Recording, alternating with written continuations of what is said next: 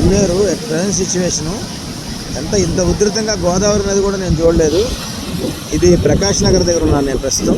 ప్రకాష్ నగర్ ఏరియాలో ఇల్లులు మొత్తం ఇది దాదాపు మన మార్కెట్ ఏరియా అన్నమాట ఇదంతా.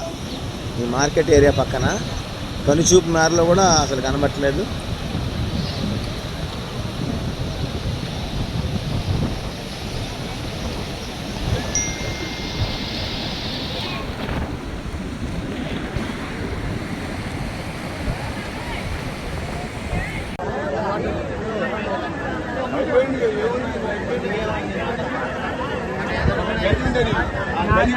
ఇప్పుడు కింద బాగా నానింది. ఇప్పుడు అది